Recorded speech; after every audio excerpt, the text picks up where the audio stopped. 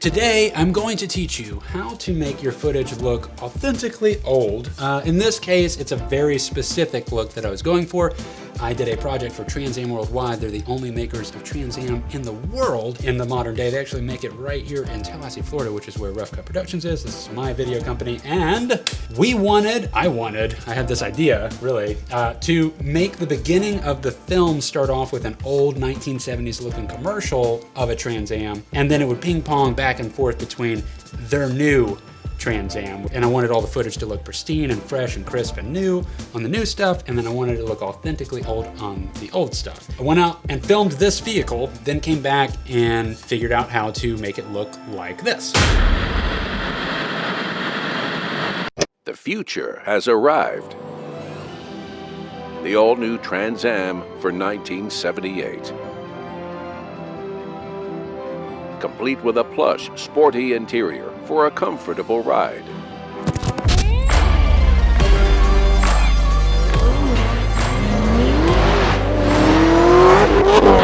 A 6.6-liter, 400 cubic inch engine for plenty of power when you need it the most.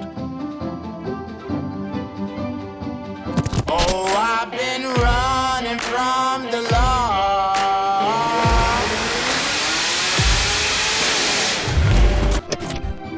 Radial tune suspension for better handling and outstanding road performance. When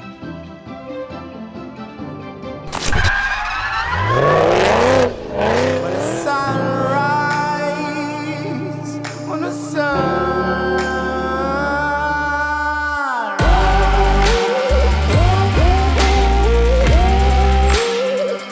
See your local dealer today and ask for a test drive in the all-new Trans Am. Yes, the Phoenix has risen. I'm going to teach you exactly how I did that, and you don't have to get any other plugins. I will be doing this in Adobe Premiere. I will be using Lumetri just a little bit, but it's definitely going to get used. I would assume that if you're not using Adobe Premiere that these tools or similar tools will be available. It's more of a concept. However, it sure is a lot easier in Adobe Premiere to follow along if that's what you're in, because that's what we're in. So here we go. In a world where nuclear war has begun, vampires fought back in super real 3D. Here we are inside of Adobe Premiere, as we already were when I started this video, but now we're about to actually use some tools. So the first thing was, I have made stuff look old in the past. I can use presets and stuff, but this needed to be very specifically like this old 1970s commercial. So I did a little more research. I came across a great video, and I do want to recommend it because we're going to be using some of his technique and some of his tools, which I will give you the link to pull this off, but I do a couple of little other adjustments. The first thing that I wanted to do was I wanted to go ahead and get the letterbox thing figured out. I wanted this to be square. I didn't want it to be, because all the old commercials were square. They were like the 4x3 basically. I had the choice between doing the soft edges or just making it a straight square. I went with the straight square. I just went with it like it would have been exactly on TV versus like an old piece of actual film running on a reel, because I figured, you know, this is really where people saw it, was on their television. If you just put on an actual template with the letterbox, you can slide your image around underneath the layer of that letterbox graphic, and you know, it's always in position. Your letterbox stays there, and you can slide it exactly into the composition that you want. So great free thing. If you don't have it, download this. It has nothing to do with me, but go to premiumbeat.com. No affiliation whatsoever. It doesn't matter. It's a free product. I don't know why I feel like I have to say that, but this is a free folder that you can download. I'm putting the link in the description below. Download it. It's a zip folder filled with like every aspect ratio that you want, that you could need. I mean, I don't know what other aspect ratios there are, and they're in all different resolutions as well. The one that I used, if you want to use this one, is the 150 Classic 35mm, and that is the one that worked for me. You know, just go to your resolution and then pick that one if you want this exact kind of look. So I've already done that in here. I'm going to go ahead and just drag this graphic down, this Classic 35mm 150 thing. And now it is down here, and you're like, wait, why does that look like that? Well, to be honest, this is 6K footage. This is a 4K one that I imported, so I'm just gonna make this 150% big, and then it's the same thing. But if your footage is 4K, it's already gonna look like that. I had to do that because it's 6K footage. Okay, now you're like, well, if you're using 6K, no wonder you made it look old, which makes no sense whatsoever if you're thinking that, because all we're about to do is beat this footage up. We need to make it look less resolution, okay? We don't want it to look this good. And this is just straight out of camera as is, but we're about to beat it up. So we've got that. Now, I made a video recently where I said I was going to make this tutorial, but the video is called Why I Stopped Using Film Grain, and I still stick to that. And I say in that video, that lesson, that I don't use it 99% of the time. This is the 1%. This is when it just needed to look old, all right? I just had to make it look old. It wasn't just to make it look old for fun. It's like, that's the whole concept. So I got some film grain. Now, I do have certain film grains. I ended up using this free one that a gentleman, Wex, what's his name? Let's see. Wex Photo video. I'm putting the link to the specific video that I found where he teaches a lot of what I'm about to show you, but I'm going to show you the differences that I did in this video. The one that we're using is the Super 8 Film Look film grain. That is the one. Now I've got to make this 150%. Again, you're like, geez, what a great tutorial. Sorry, I am sorry. So we got it up. We're going to do the same thing. We're going to go ahead and make this thing ole. Now we've got some dirt on there, but it is too much. Now, in the gentleman's video who provides this film grain, he likes to change the opacity. And that is one way to control the density of it. But to be honest, it feels slightly different than doing this other way, which is what Gorilla Grain, the company that sells film grain, does. They suggest with their film grain to use something called brightness contrast. It's an effect right here in your effect panel. Just drag this up, and now I like this because I can also control the brightness and the intensity of the film grain. Hey, I got a like on a comment on some video that I liked and commented on. All right, so when you put film grain on, sometimes it can actually change the exposure value. It can make things a little bit brighter, too dark. So sometimes you do need to use this, but I like the way this contrast slider works instead of the opacity a little bit more. I feel like I've got a little more control over it. So I don't want it to be that intense as it first was. I'm going to I start at the bottom, I gradually bring it up until I start seeing speckles, and maybe somewhere's about there. So that was like -27. I'm going to ride that out for the moment. We've got our film grain. We've got our letterbox. We need to make this less sharp. Now you might think to just go over to your Lumetri panel, if that's what you use, and in there in the creative panel is an option to just bring down your sharpness or bring it up. That does not quite look the same. It just doesn't do what we're going to do. What we're going to do is, let me put that back, 0. We're going to put a Gaussian blur on it. There you are, G-A-U-S, Gaussian blur. And let's start off with 15. That's looking a lot softer. I mean, that is starting to look like a crap lens, right? And that's what we want. In fact, in looking at this, I almost feel like that grain is still a little bit too strong. Bring the brightness down just a hair, and I'm going to bring the contrast down just a hair. That's a little better. So I brought it down to -40. Let's ride that out. So now we've gotten our footage a bit softer, which is great. Let's turn that off, and you can see the sharpness on, and then the Gaussian blur on.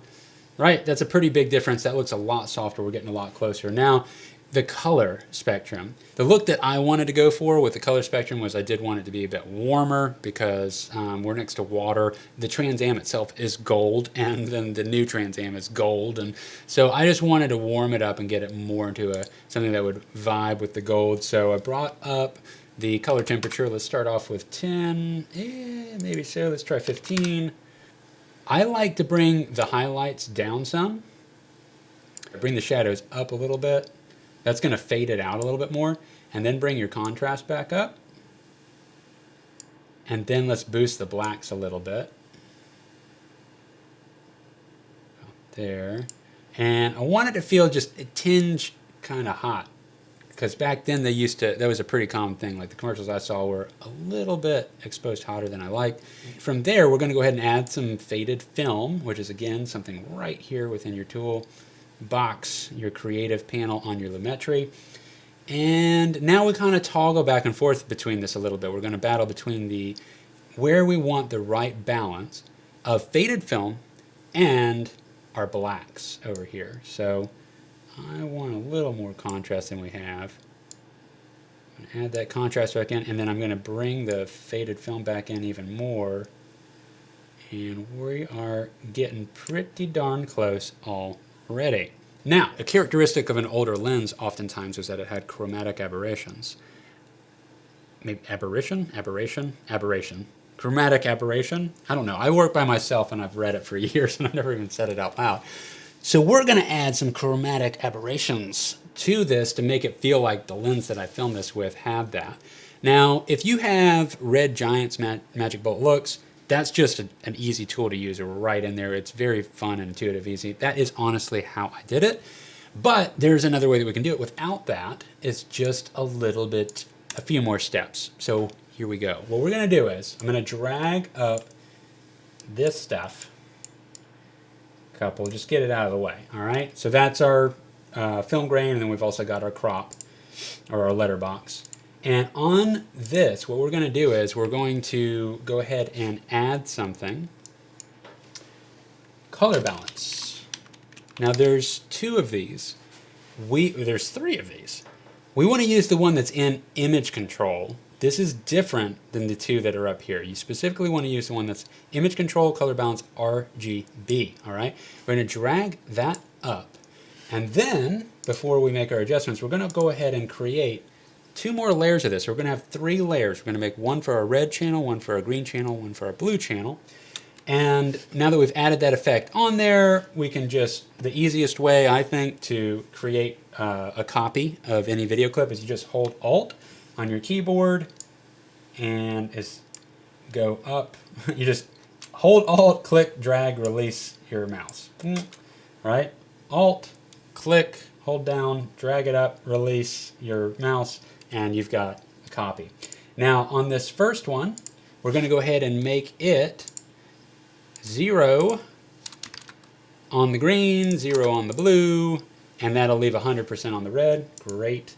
We're going to go down to this one, and we're not even going to see what's happening here, but we're going to go ahead and do 0 on the red, 0 on the green.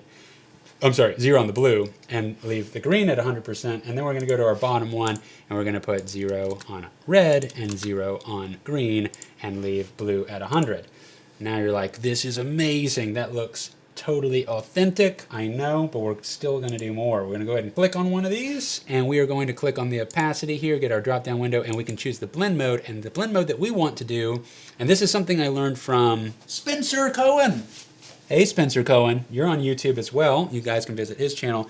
And he has a lesson on how to do the chromatic aberration. And it's worth checking out, too, because he does it in a really exaggerated way, so you can get a different effect from it. But in this case, I just wanted a subtle touch of it to make this lens feel authentic. We're going to do linear dodge add. Now, on this other one, we're also going to do linear dodge add. And then on the last one, we're going to do, you guessed it, linear dodge add. And now you have chromatic aberrations. No, you do not. We've got to now add a lens curvature, a lens distortion. And this is the last step, guys, so bear with it. There's so many other lens distortions. We want to use a very specific one that is in distort. You could have just gone to that folder, lens distortion. We're going to click, drag, put that on there. And we're going to go ahead and just copy this thing. Control C. I'm going to click on this one. Control V on here. So we got one there. And our last clip, same idea, copy that over there. Now we've got it on all three. So let's go to our red channel, that's our top one. And in here, we are going to choose the curvature to be, this is subtle. I want to do it subtle. So we're just going to do -1. Do you see it? Do you see it? I'm going to turn it off so you can see the little adjustment we've done. There's off, there's on, right? Off, on, interesting, interesting. Now we're going to go to our green channel. We're going to do -3.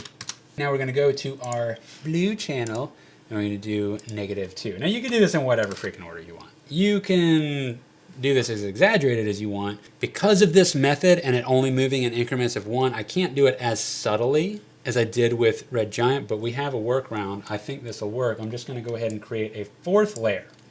And on this one, I'm going to delete the lens distortion, and I'm going to delete the RGB aspect, and I'm going to make the blend mode normal, and then I'm just going to bring the opacity of this clip to where I want it. So that way we can control how much of that aberration is sliding through. And I think what we're looking at here is maybe just bringing it down to about like 78. That looks pretty good. So if I just slide this all the way up, that's without any aberration. Slide it all the way down, there's maximum. If we put it kind of just around 75-ish, 70, 75-ish, we get a touch of that. Just adds that extra level of softness to it that I think looks more authentic. I'd like to bring the tint up a little bit in the magenta. And I think that also down here on your color wheels, bringing up the mids is a good move. It really kind of flattens the image out, kind of brightens it up a bit. And then you can bring your highlights back down again a little bit and then mess with your shadows here. It's like one more instance of doing some contrast values to really dial it in. So before I did that, it looked like that. Now it looks like this. It's just a little flatter. I needed a little less pop in the image. It hurts to make footage not look as good, but it was worth it. When you're doing this, I do recommend checking out the other video that I made about why I stopped using film grain, so you can make some educated decisions on when you might want to use it and when you don't want to use it. Best of luck to you guys in this endeavor of creating this footage. It is not that hard. It can be really fun. I'm also going to go ahead and put a link to the actual full Trans Am movie below too, if you are at all curious in that to see how I did it. I have a whole making of on me making that production. Pretty much done solo. There were some physical hurdles to get over. It was pretty interesting making up. So you might really enjoy that. You can learn a lot on seeing a job shadow like that and what it really takes as a one-man production company to pull off something of that magnitude. All right, guys, take care. Have a great day. Peace.